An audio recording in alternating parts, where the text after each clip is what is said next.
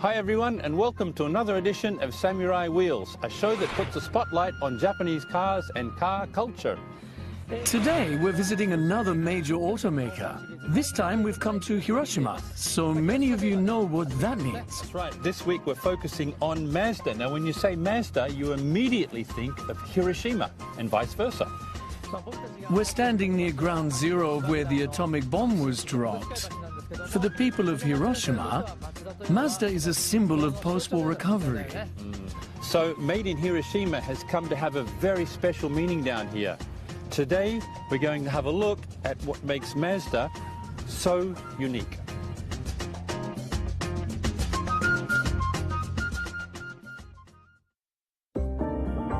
After being totally destroyed by an atomic bomb, Hiroshima staged a miraculous recovery. The company that would grow into Mazda Motor Corporation was founded here in 1920. In recent years, Mazda has flourished, with steady growth in sales.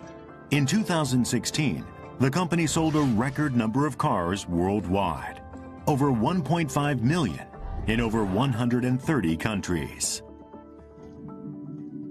And in March of that year, they scored another triumph. Okay, ladies and gentlemen, it's time to announce the winner of the World Car of the Year award, the Mazda MX-5.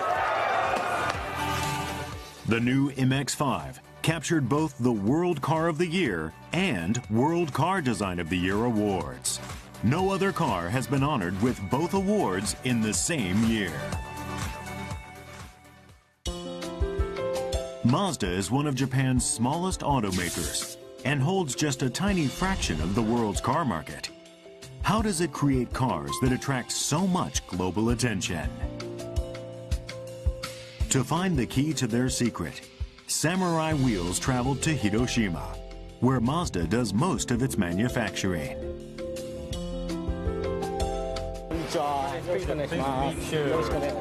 Hiroshi Inamura was kind enough to give us the grand tour of their factory. This is the vehicle assembly line. Okay, so down here you've got, from what I can see, you've got the Roadster, which is the MX-5, and the CX-3. So you've got two models going along this line.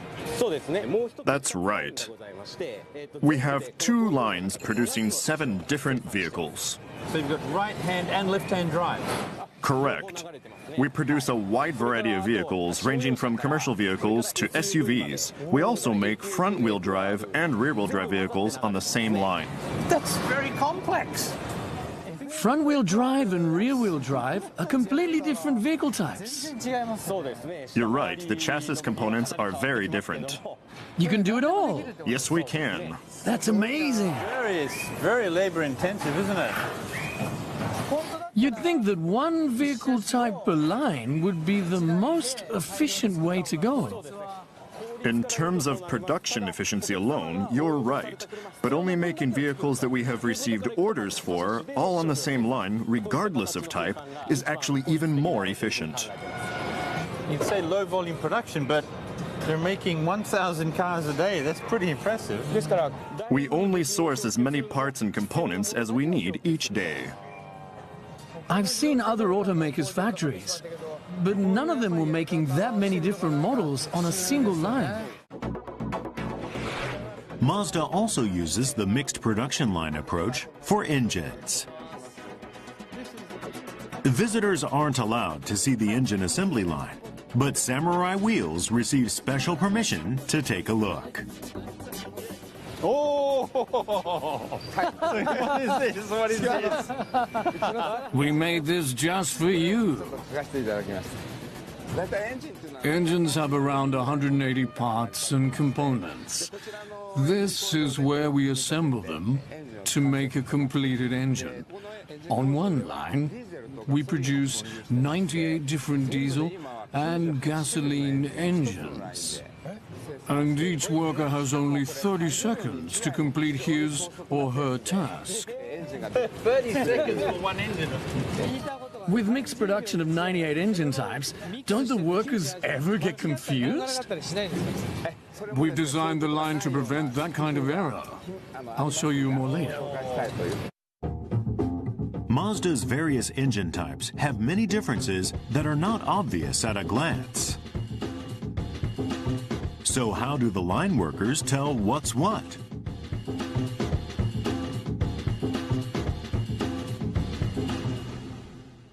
In this zone, the operators do hand assembly. They've come up with different ideas to prevent mistakes and speed up production. Look here. This device can tighten 4 bolts simultaneously.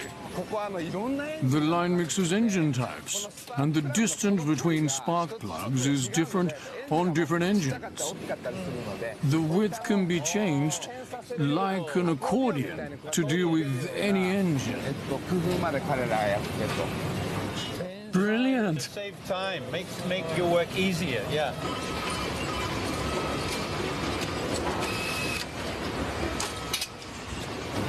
It's very intensive work when you've got the engines moving along. At this, it's quite slow, but it's still moving enough for them to be very, very busy. Just wondering how much time they get for each engine. A new engine comes along every 30 seconds, so that's how much time they have. But what if they make a mistake? Don't you have to stop the line? Let me explain. Take this power wrench. It's actually connected to a computer. For example, 5 bolts on this engine have to be tightened. 1, 2, 3, 4, 5. 5 bolts. Let's say he only tightens 4. The computer will detect that and stop the line. So the workers are being monitored to make sure that there are no issues. This line looks like a conventional assembly process where people are doing most of the work, but it's actually computer controlled. Yes, computers keep track of everything. So that's how you manage to make so many different engines on one line without problems or mistakes. That's the secret. To achieve such flexible and efficient output, tools are designed to handle multiple parts. That's how Mazda is able to produce 98 different engine types on just one line. So why is Mazda so committed to using mixed production on a single line in order to make so many engine types and car types? Back in the day when we set about to make a new engine, we had to invest a huge amount to build a new production line. This pushed up the price of our vehicles. Now we can make any kind of engine on the same line, which makes new investment unnecessary and allows us to pass on the savings to our customers. We've actually driven quite a few of Mazda's cars over the last couple of years. We drove the CX-3 AXA, which is the Mazda 3, the MX-5, and we were always very impressed with the cost performance. So I think that's what we're seeing here. We're seeing that this engine plant is where all of this efficiency starts with Mazda. There's another factor behind the global popularity of Mazda vehicles: their design. Mazda's Soul Red finish is featured on many of its vehicles. It's especially popular for the way it makes the car seem to stand out, and how it changes its appearance depending on the time of day and angle of view. To find out what makes Soul Red so special, we went to the source. Can you smell the paint? Yes, smell the paint. This painting facility is located inside the main plant. Junichi Tanaka develops new colors and new paint types. He briefed us on what makes Soul Red unique. These are the red hues we've used over time. This is what we used for the first generation MX-5. Going to the right, the color evolves and we get to Soul Red, which we use today. What's interesting is that each color changes more than the previous one when you look at it from different angles, like so. As the light gets brighter, the color gets brighter too. Different shades and different depths, yeah. This vertical axis is chroma. The horizontal axis is color shift. The old true red falls in around here. It's vivid, but it doesn't change at all.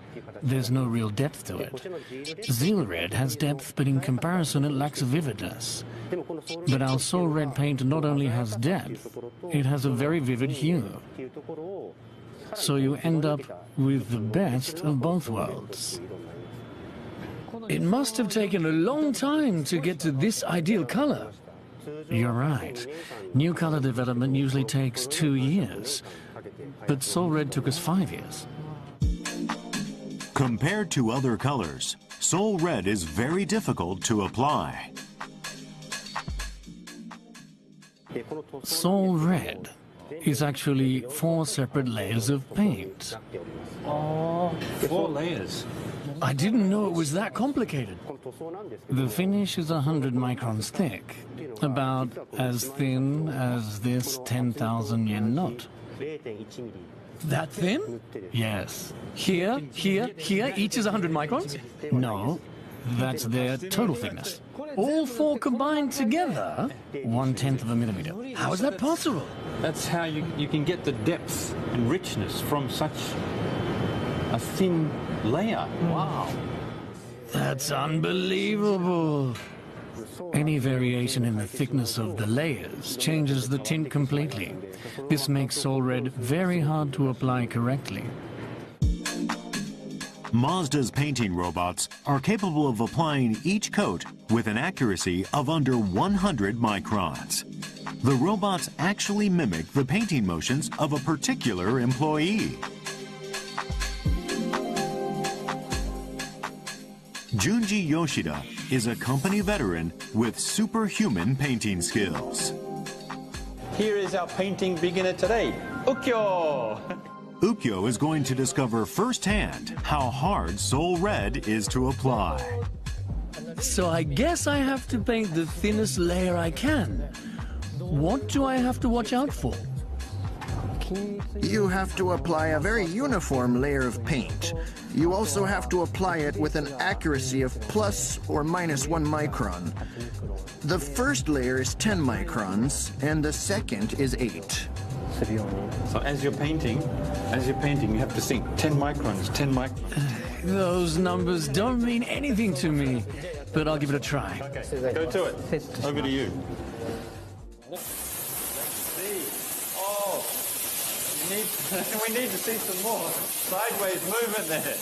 Make sure you don't get any rifts and mountains in there. How about that? He looks very confident. Looks good to me. Now he's going to get the results. Oh yes, that's much better. The movement is going from side to side, so you're going to be judged on this. Painting with... Yes. So how does it look? No comment. Okay. Ukyo's pretty confident with his paint job, and his version of Soul Red does look pretty good, but... So let's see what a professional can do with paint. Mr. Yoshida, over to you. Watch his footwork. Look at the angle of the body. The distance from the plate, from the panel, is absolutely perfect. No movement at all. His basic movements are totally different. I was painting like I was drunk. Yes, you were. Oh, look at that. He's almost moving like a robot. He really is. Yeah. His movements are perfectly uniform. Let's check the difference. Well, you can immediately see. Okay, all right. Look at the difference. Wow. If you look at it under the light, mine's dark in spots. You can tell it. It's uneven. That's wonderful. But the The way he paints is, you can tell he's really put a lot of training into the arm movements. You're not a robot, are you? So he's human. Mazda's design philosophy states that color is an aspect of form, and they're committed to mixed production. What motivates Mazda to explore areas that other makers aren't willing to try? Part of the answer is in the company's history.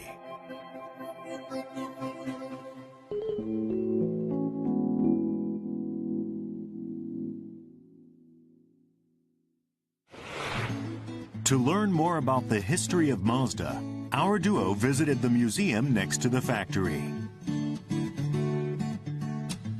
It captures Mazda's history from its founding to the present day.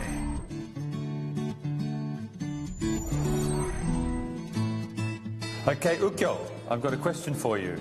Do you know the first product that Mazda made? It wasn't a car? No, it was a cork.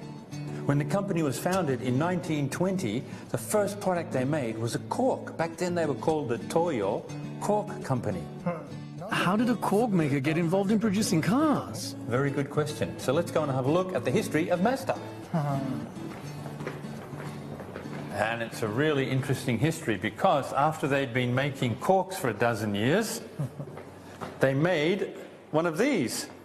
It's a three-wheel truck, and it first came out in 1931. But this is interesting because Mazda actually started making vehicles, because this is Mazda's first production vehicle. They started making vehicles before Toyota, before Nissan, and before Honda. So Mazda was ahead of all of them. Company founder Jujiro Matsuda had a goal for his three-wheel truck. Mazda PR rep Shinichiro Uetsuki explained what the founder wanted to achieve. This is a pamphlet from back in those days. During the war, when the public and companies had little freedom, Mazda wrote about its hopes for the vehicle in this pamphlet.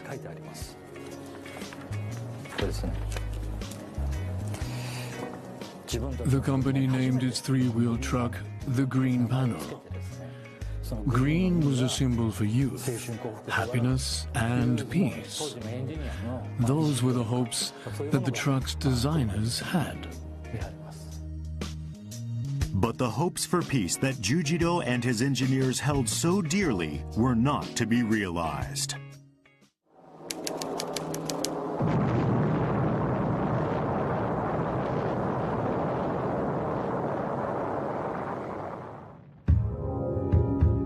The atomic bomb transformed Hiroshima into a wasteland. Many Mazda workers and their families were killed. Since the factory was out of the main blast area, it was opened up to victims as a shelter.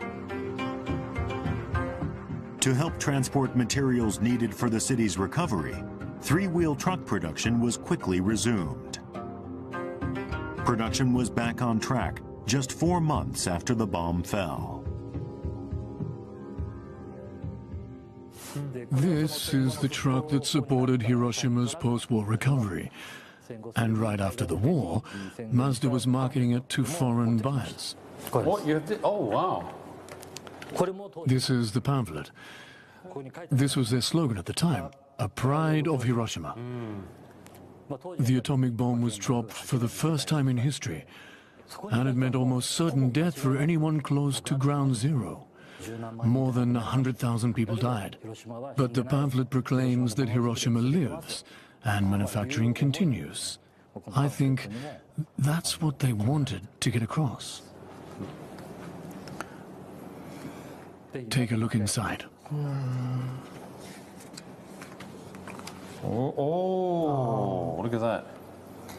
Wow, but to take a photo of a new product that's promoting your brand with the dome in the background, That's very, very emotional, yeah. They were determined to help Hiroshima. That's why Mazda is still based here and has close connections throughout the region. If Mazda had been based in another city, I don't think it would be the Mazda of today. The company was founded here, and it went through a lot for this city. That's why we can't simply rush to build overseas factories when foreign exchange rates turn unfavorable.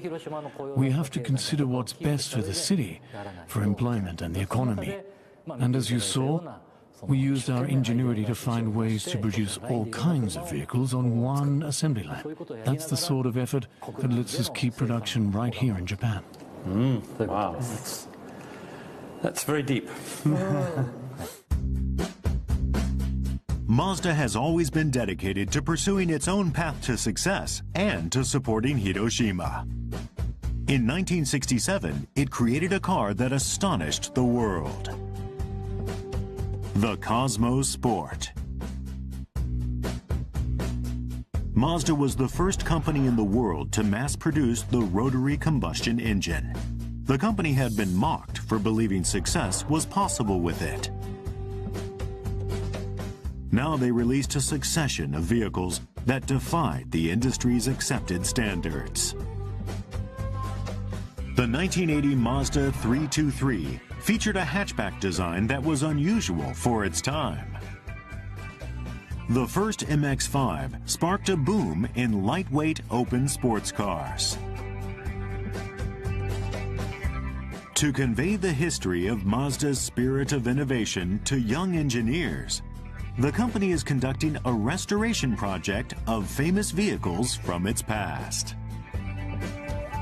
To find out more, we talked to the man who launched the project. As a young designer engineer, what have you got out of this process, this restoration process? I've learned a lot. For example, this vehicle features Mazda's first automatic transmission. Mazda's president wanted everyone to be able to drive, like women, who seldom drove in those days, as well as disabled people. To me, it was a vivid example of our tradition of wanting everyone to enjoy driving. That tradition lives on today. Do you feel it changed the way you see your job? Yes, it definitely had an influence on me. I think I'm much prouder of what the company's accomplished than I was before the project. I also realized how important it is to maintain the spirit of innovation of the people who came before us. That's made me much more passionate about my work. I see things differently. It's great to see that you can get involved with vehicles from early in Mazda's history. That's a big responsibility.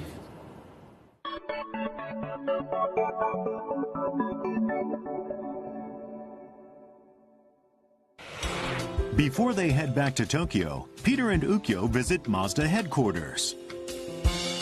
How does Mazda see the future of driving?